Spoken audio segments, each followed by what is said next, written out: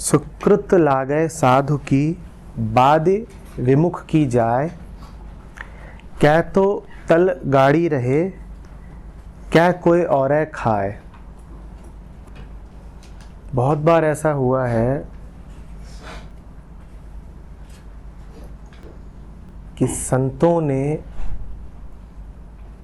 परम को धनी के रूप में संबोधित किया है।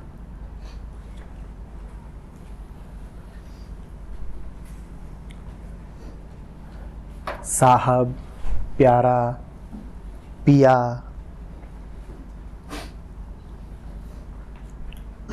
संतों ने धनी भी उसे खूब बोला है।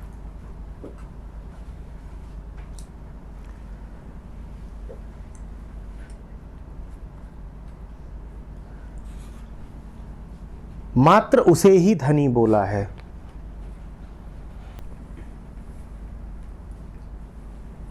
मात्र उसे ही क्यों धनी बोला है?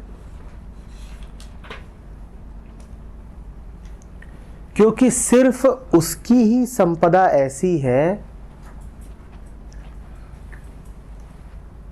जो उसके होने में ही है, जो उससे इतर नहीं है, जो जरा भी उससे पृथक नहीं की जा सकती। दो प्रकार की संपदाएं होती हैं। एक वो जो आपके पास होती है, आपने इकट्ठा की होती है, और दूसरी वो जो आप होते हैं। दोनों में जमीन आसमान का अंतर है। एक संपदा वो जो आपके पास है, दूसरी संपदा वो जो आप स्वयं हैं। जिन्होंने जाना है, जीवन को और संसार को समझा है, उन्होंने साफ साफ देख लिया है कि वो संपदा जो हमारे पास है वो किसी मोल की नहीं।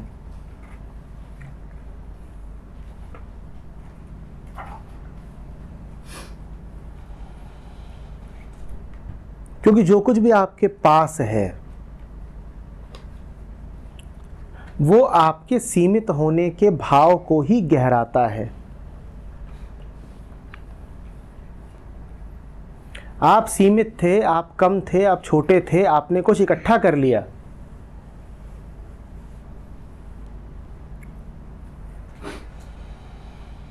वो आप में इसी भाव को गहराता है कि मैं छोटा हूं और अस्तित्व मुझसे कहीं अलग और कहीं बहुत बड़ा है।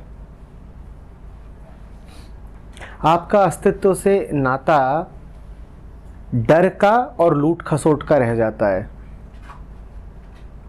आप एक ओर तो अपने क्षुद्रपन से डरे हुए होते हो, दूसरी ओर आप अस्तित्व से जितना नोच सकते हो, जितना संग्रहित कर सकते हो, करना चाहते हो। ये भी पालूं, वो भी पालूं, इकट्ठा कर लूं। क्यों इकट्ठा कर लूं? क्योंकि मैं बहुत छोटा हूं, मेरे लिए बहुत आवश्यक है इकट्ठा करना। ये वो संपदा है जो आपके पास होती है।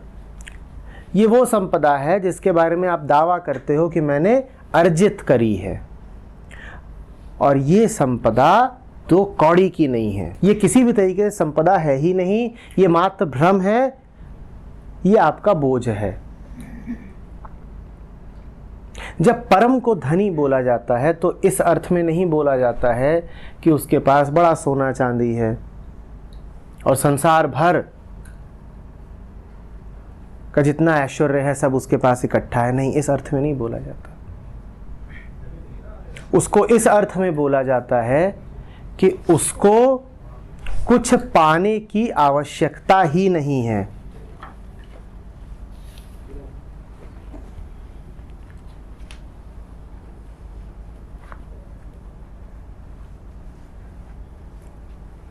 वो इतना पूरा है कि वो कुछ पा सकता ही नहीं है। इस कारण वो धनी है। उसके पास संभावना ही नहीं है कुछ और ले पाने की, क्योंकि उसके अतिरिक्त और कुछ है ही नहीं, तो कहां से और कुछ लाएगा। वो इस कारण धनी है। वही असली धन है जो तुम्हारे होने में है।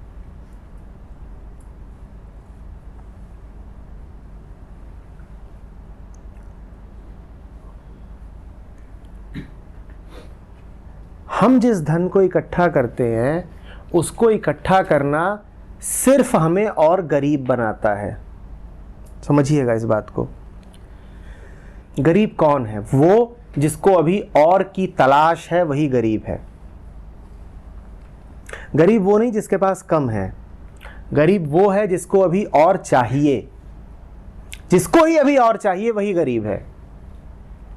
आप जितना इकट्ठा करते हैं, आप अपनी दौलत को नहीं, अपनी गरीबी को बढ़ाते हैं। जिसने जितना इकट्ठा कर रखा है, जब आप साफ आंखों से देखेंगे तो आपको दिखाई देगा कि वो उतना महागरीब है।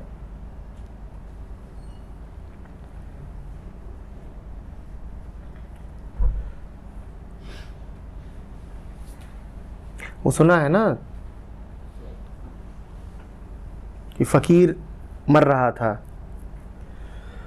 उसने कहा ये मेरे पास कुछ सिक्के जमा हो गए हैं, लोग आते थे दान दे जाते थे, तो मर रहा हूं तो उसको ही दूंगा जो सबसे गरीब होगा। तो उसने कहा भाई जो सबसे गरीब हो वो आए और ये सिक्के ले जाए, मैं तो जा रहा हूं।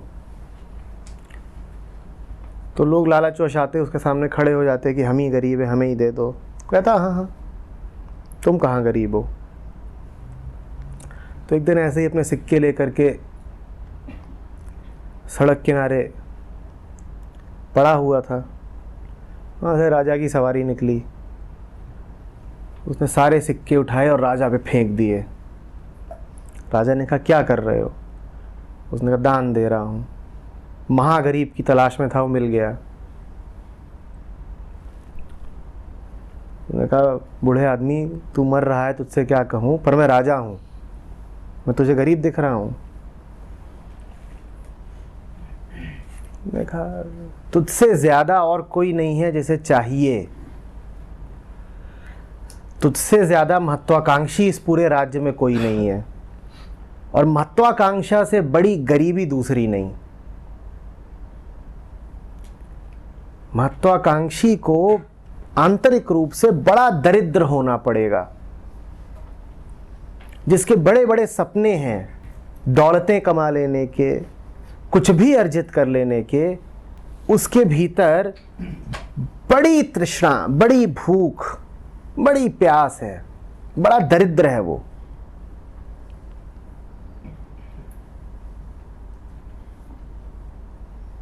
महत्वाकांक्षा तो आपकी दरिद्रता के दुख की कहानी है। जितना आप में अपने भिखारी होने का भाव सघन होगा, आप उतना ज़्यादा अर्जित करना चाहेंगे, उतना कमाना चाहेंगे।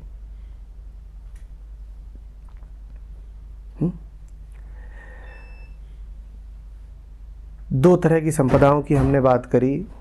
वहीं पर कबीर कह रहे हैं साधु की जो संपदा है वो सुकृत है।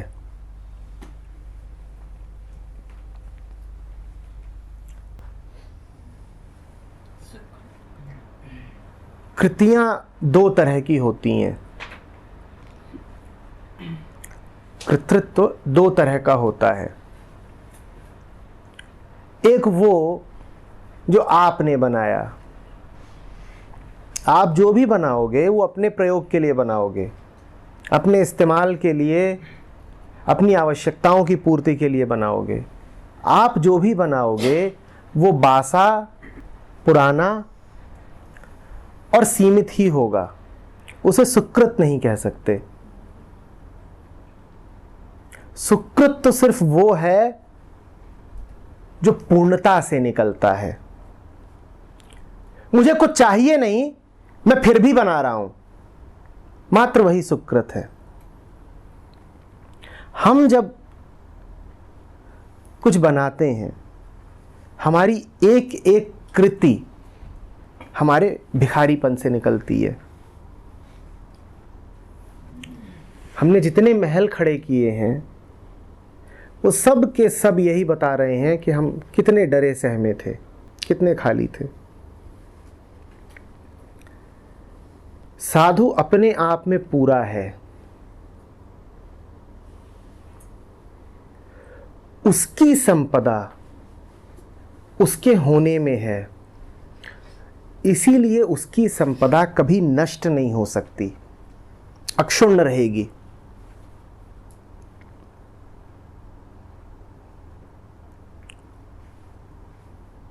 समझ रहे हो?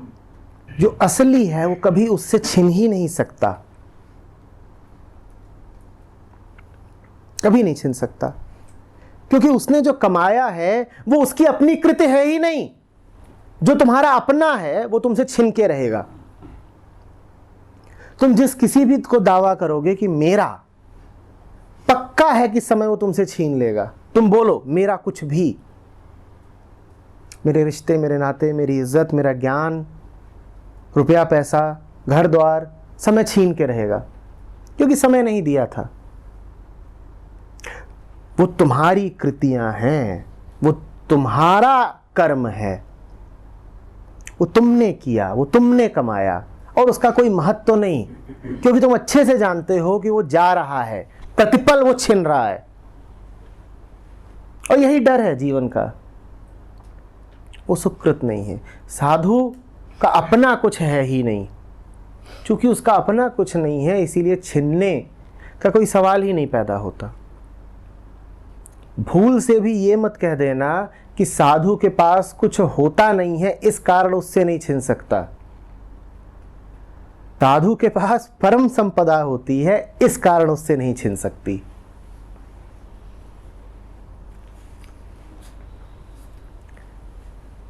भारत ने एक ही इकाई के दो नाम दिए हैं, भिक्षु और स्वामी।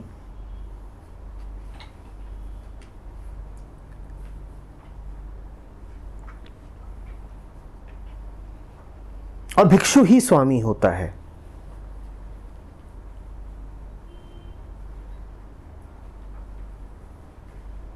ब्राह्मणों ने कहा स्वामी, बौद्धों ने कहा भिक्षु। भिक्षु ही स्वामी होता है, क्योंकि उसके पास परम संपदा है जो छिन नहीं सकती, मिट ही नहीं सकती।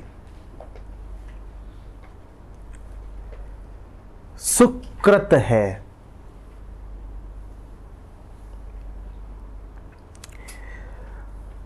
बादे विमुख की जाए। विमुखता क्या है? विमुखता क्या है, इसके लिए कबीर ने ही बड़े प्यारे तरीके से कहा है।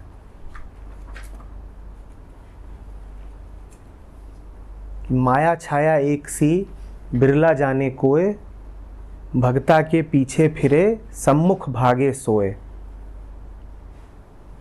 सम्मुख सदा सत्य होता है, विमुखता का अर्थ है सत्य को पीठ दिखा देना। यही माया है। जो सम्मुख है, जो सामने है, जो प्रत्यक्ष है, वो लगातार है, पर माया का काम ही यही है कि जो सम्मुख है उससे भागो। इसी का नाम विमुखता है। जो सम्मुख है उससे भागना ही विमुखता है।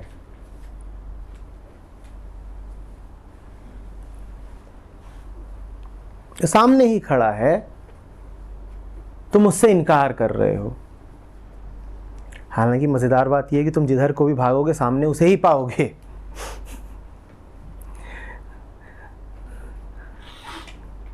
इस रूप में नहीं तो उस रूप में पाओगे। तो इन भागने वालों का हश्र क्या होना है कि ये भाग भी नहीं सकते ठीक से। कभी इधर को भागेंगे, कभी उधर को भागेंगे। जिधर कोई भागेंगे सत्य की ठोकरें लगती रहेंगी।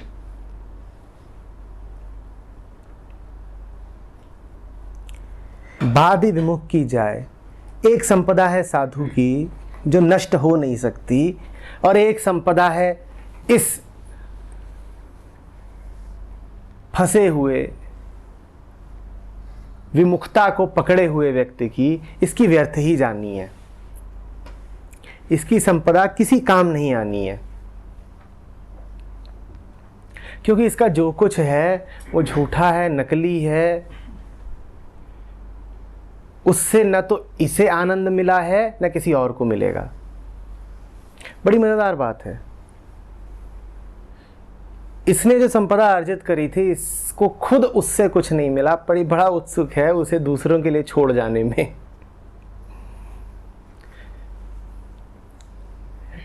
इसे पूछा जाना चाहिए तुझे खुद मिला इससे कुछ, जब तुझे खुद नहीं मिला तो इसे दूसरों के लिए छोड़ जाने में क्यों उत्सुक है इतना। कबीर सलाह देते हैं उसको, तू छोड़ के तो जाएगा इस संपदा को दूसरों के लिए, पर उसका अंजाम यही होना है कि क्या तो तल गाड़ी रहे क्या कोई और खाए, कि या तो जमीन के नीचे गड़ी रहेगी जैसे तेरे जीवन काल में गड़ी रही, तब जमीन के नीचे गड़ी रहती थी, अभी बैंकों में गड़ी रहती है कि जीवन भर बैंक में पड़ी रही और बैंक में पड़े पड़े तू सिधार भी गया। क्या कोई और खाए, या फिर कोई और उसका भक्षण करेगा। और यह नहीं कि जो भक्षण करेगा उसे भी उससे कुछ मिल जाना है।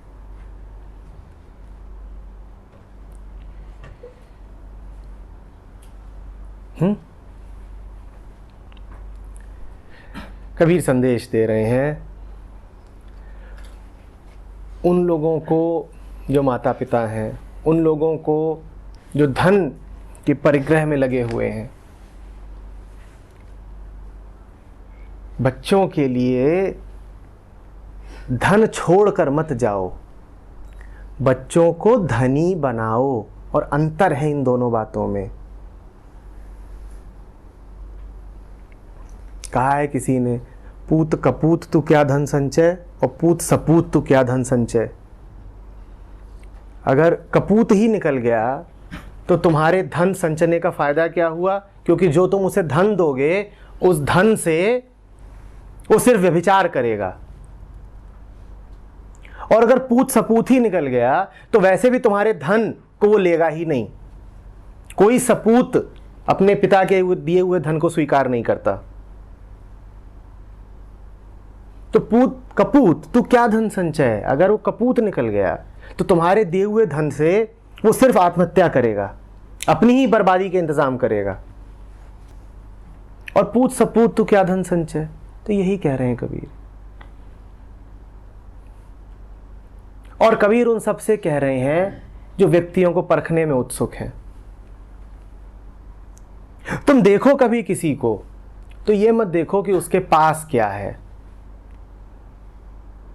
ये मत देखो कि उसकी शैक्षणिक योग्यताएं क्या हैं, उसकी इज्जत कितनी है, उसके कपड़े कैसे हैं, पैसा कितना है उसके पास। नहीं, ये सब मत देखो। देखो कि वो कौन है, वो कैसा है, वही असली संपदा है। पर ऐसे हमें देखना आता नहीं। हम किसी को देखते हैं तो हम नहीं देखते हैं कि वो कौन है, हम देखते हैं कि उसके पास क्या है। कहत कबीर समझाई, समझ सकते हो तो समझ लो।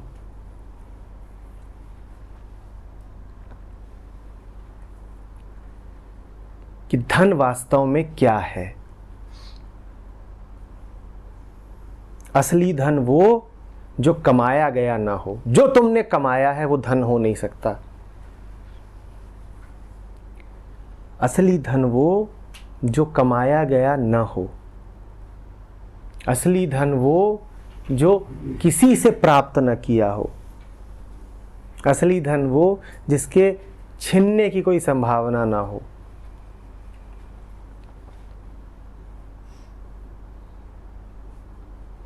बाकी सारे धन उनका यही हश्र होना है कि क्या तो तल गाड़ी रहे क्या कोई और है खाए।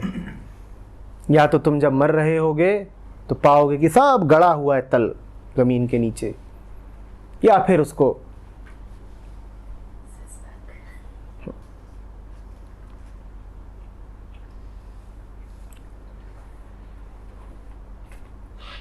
तुमने पूरा जीवन करा क्या? रिक्तता का ऐसा गहरा भाव था भीतर कि इकट्ठा करते रहे। तो जीवन भर में यही किया कि इकट्ठा करा।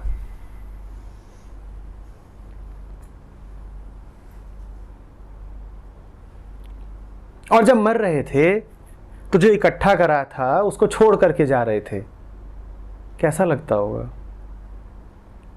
या तो जो इकट्ठा करा था उसको भोग ही लेते।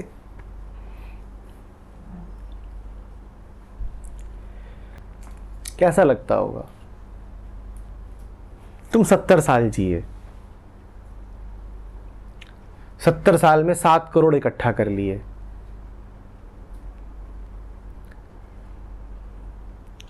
सत्तर साल में कुल कमाई की 7 करोड़। जब मर रहे थे तो 6 करोड़ छोड़ के मर रहे थे। तो जीवन के कितने साल व्यर्थ किए?